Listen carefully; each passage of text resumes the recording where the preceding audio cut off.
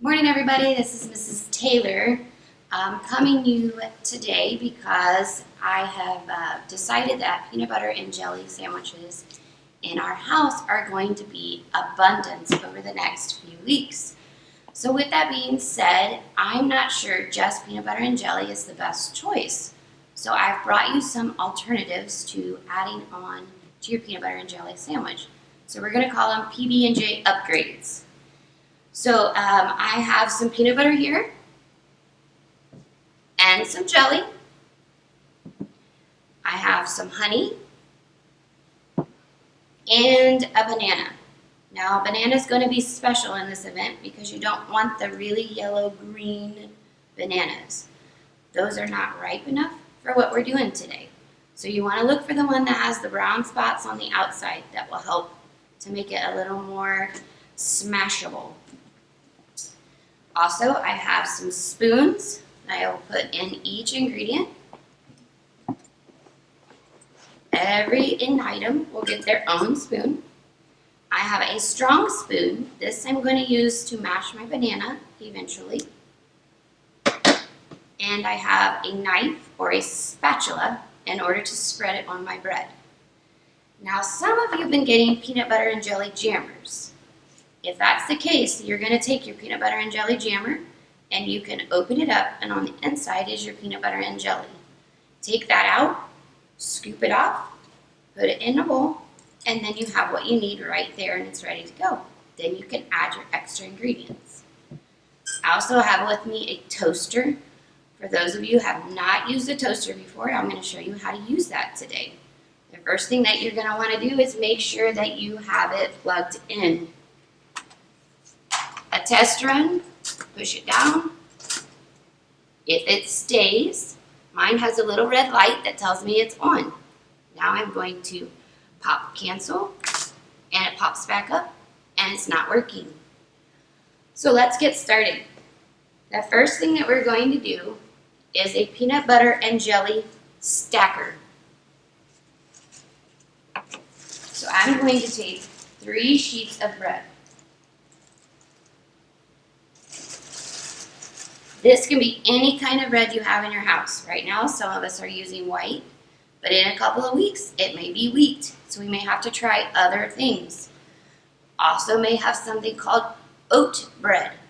That's something we might need to try too, because that's another option. If you don't have bread and mom made biscuits, I brought biscuits too, because that will work. And we'll do something with that in a minute. So you're going to take your peanut butter. Some people like a lot, but for today, I'm going to show you with just a little amount. You're going to take and spread your peanut butter. I'm weird, guys. I want every piece of bread to have some peanut butter on it. Because every bite needs to taste like something besides bread. So you smother that all around. Look, I'm getting it all. Watch it. I might have missed a spot. And I like to make it even because I'm kind of weird like that. Pretty nice. What do you think? Put your spoon back in. Don't mix your ingredients. Next thing we have is jelly. I chose grape jelly because that's my favorite. But there are lots of jellies you can use. There's strawberry, there's mixed berries, whatever might be in the refrigerator. Most of the time you're going to find it in the refrigerator. If it's already been opened, that's where it needs to stay. If you have it in little packages that somebody maybe stuck in a drawer, just open up your package and drop it right onto your sandwich. If you don't have any in your refrigerator, you might check the cabinet. That's where you're going to keep the kind that has not been opened yet. Then you need to open it and put it in the refrigerator.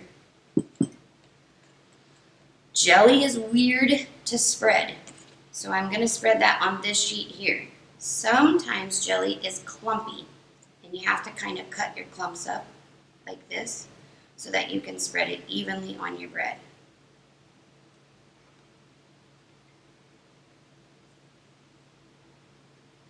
Don't be afraid of jelly.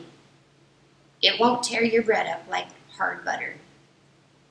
Just chop it up into little pieces like this and then spread it around.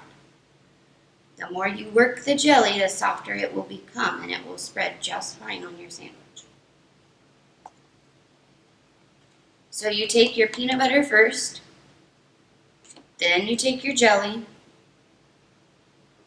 and then on your next sheet, you're not going to put it this direction. We're going to flip it over.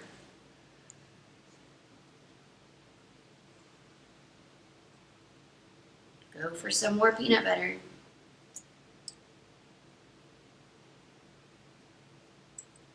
Now in my house, everybody likes their PBs and J's different.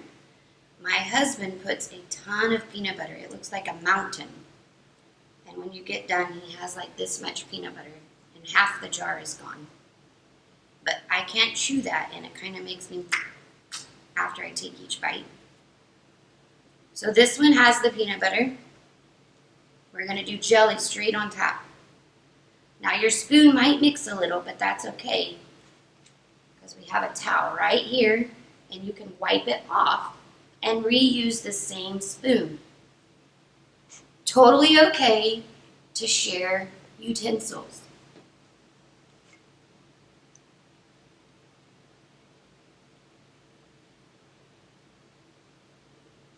Keep spreading. You want each bite to have all the ingredients. This one here then, we're going to take and add to our sandwich. Did you get that? Flip it over. White bread, white bread. Here's the fun part. Create it however you want. I'm going to cut this one in triangles.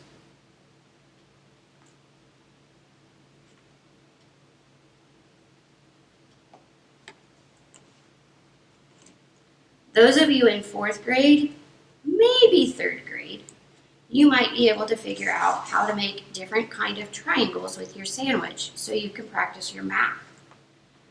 Like isosceles angles or acute triangles, or I think some of those are the right words.